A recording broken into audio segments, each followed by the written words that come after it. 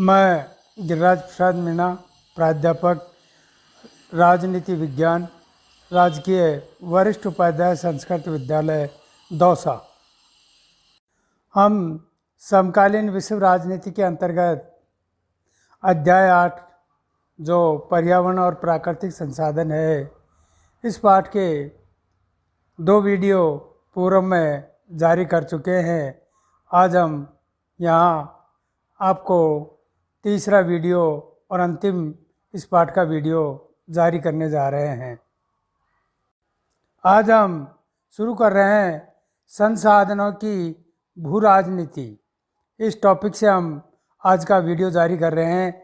किसे क्या और कहाँ और कैसे हासिल होता है संसाधन की भू राजनीति, इन्हीं सवालों के इर्द गिर्द घूमती है, जो एक यूरोपीय ताकतों के विश्वव्यापी स्तर पर एक मुख्य साधन और मकसद संसाधन रहे हैं।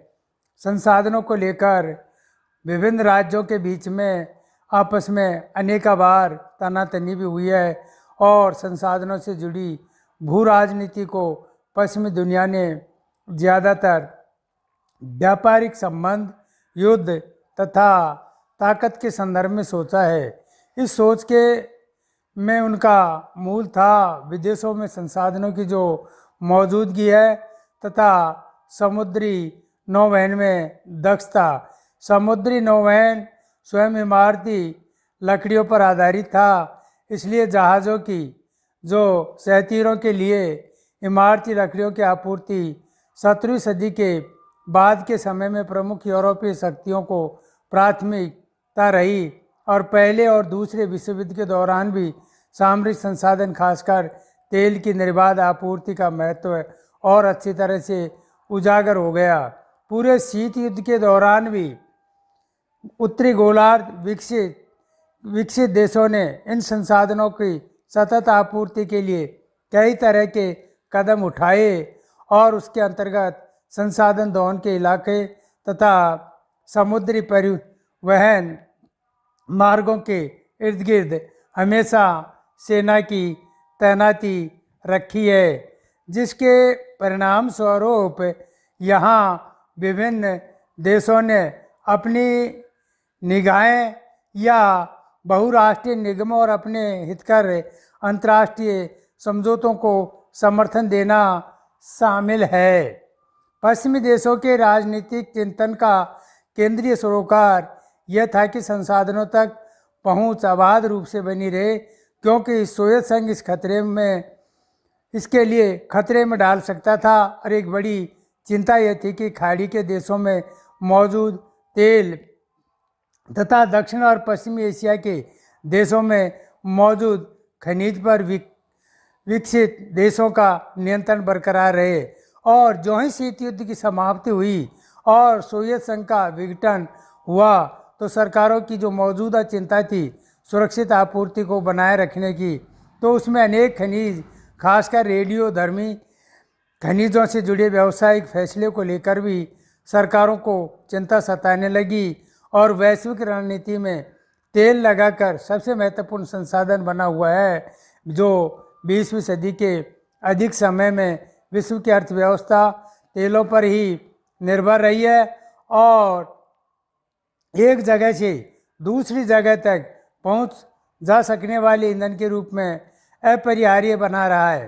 तेल के साथ विपुल संपदा भी जुड़ी हुई है। इसी कारण कब्जा जमाने के लिए राजनीतिक संघर्ष छिड़ना, पेट्रोलियम का इतिहास, युद्ध और संघर्षों का इतिहास है। यह पश्चिमी एशिया और मध्य एशिया में सबसे स्पष्ट रूप से उभर करके नज़र आता है। और एशिया, खासकर खाड़ी क्षेत्र, विश्व के कुल तेल उत्पादक का 30% मुहैया कराता है और विश्व के ज्ञात तेल भंडार का 64% हिस्सा यहाँ मौजूद है। इसी कारण तेल की मांग में खासतर बढ़ोतरी होने पर उसकी पूर्ति कर सकता है। सऊदी अरब के पास विश्व का करीब 25% तेल मौजूद है और सऊदी अरब आज विश्व में सबसे बड़ा तेल उत्पादक देश है। इस इराक का ज्ञात भंडार भी सऊदी अरब के बाद दूसरे नंबर पर आता है। इस प्रकार से विभिन्न देशों में तेलों के जो भंडार हैं ये एशिया के अंदर, वो संयुक्त राज्य अमेरिका, यूरोप, जापान तथा चीन और भारत जो जहाँ तेल की खपत होती है, लेकिन ये देश इस इलाके से बहुत दूरी पर हैं और विश्व राजनीति के लिए तेल ही नहीं, पानी भी एक और महत्वपूर्ण संसाधन है, क्योंकि विश्व के कुछ भागों में साफ पानी की कमी है।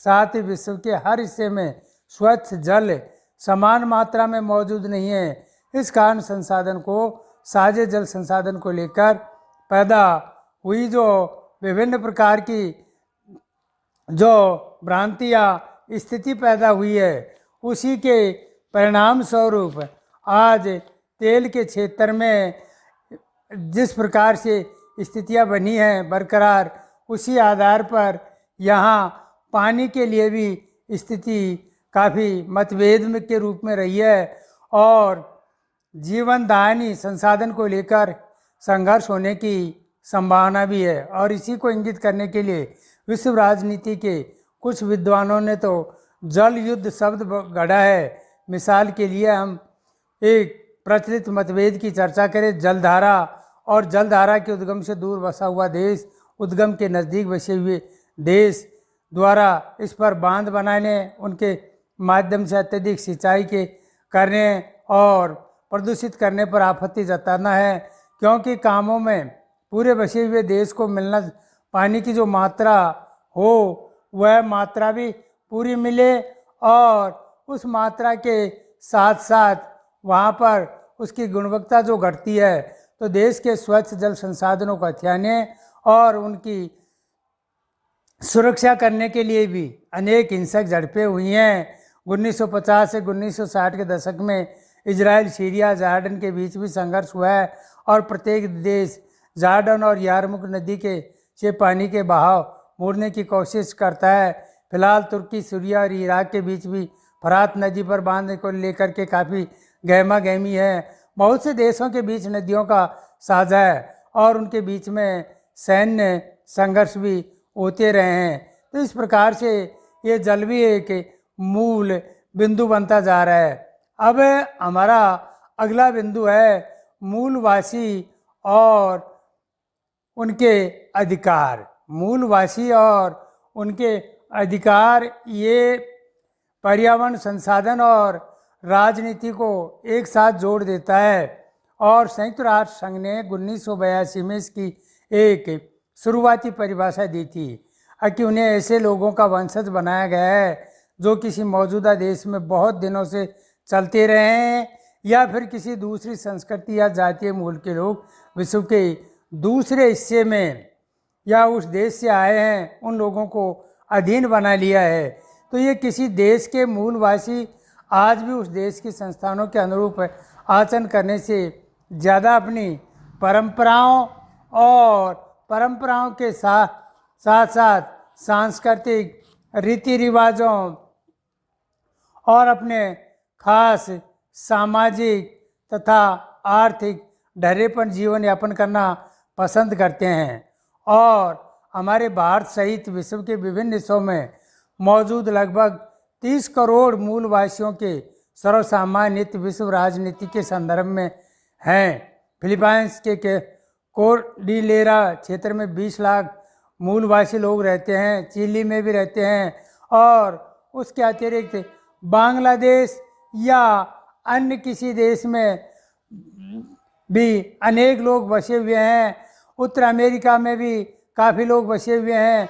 तो विभिन्न क्षेत्रों में जो लोग बसे हुए हैं, दूसरे सामाजिक आंदोलन की तरह मूलवासी भी अपने संघर्ष, एजेंडा और अधिकारों की आवाज़ उठाते हैं और विश्व राजनीति में मूलवासियों की आवाज़ विश्व बिरादरी में बराबरी का दर्जा पाने के लिए उठी है और मूलवासियों के निवास वाले स्थान मध्य और दक्षिण अमेरिका, अफ्रीका, दक्षिण पूर्वी एशिया तथा भारत में, जहाँ इन्हें आदिवासी या जनजाति कहा जाता है।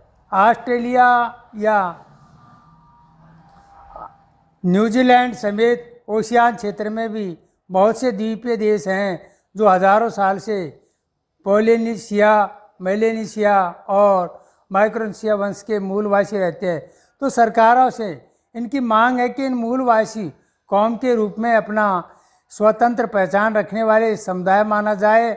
और विश्व भर के मूलवासी यह जुमला इस्तेमाल करते हैं कि हम यहाँ अनंत काल से चलते आ रहे हैं और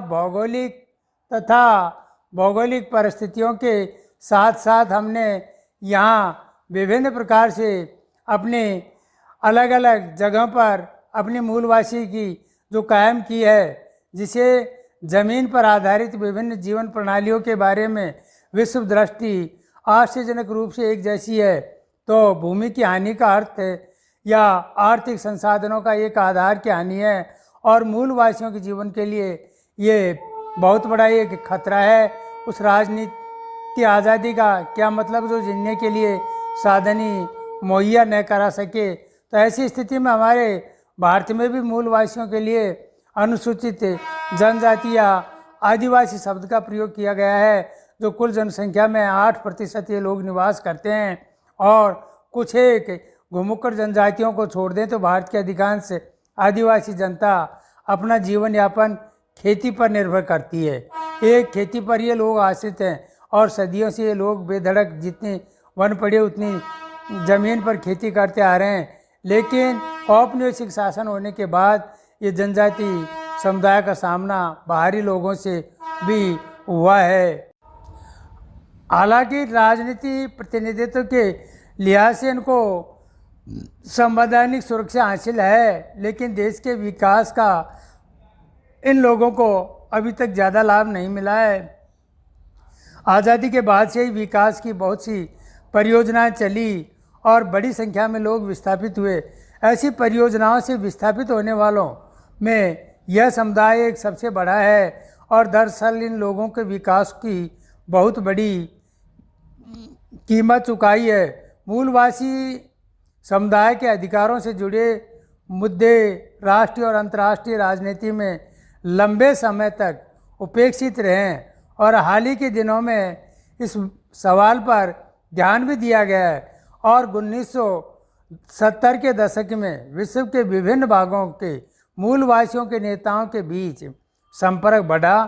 इसके साझे अनुभवों और सरोकारों को एक शक्ल मिली, जिसके परिणाम स्वरूप 1975 में world council of indigenous people का गठन हुआ और संयुक्त राष्ट्र संघ में सबसे पहले इस परिषद को परामर्शदायी परिषद का दर्जा दिया गया।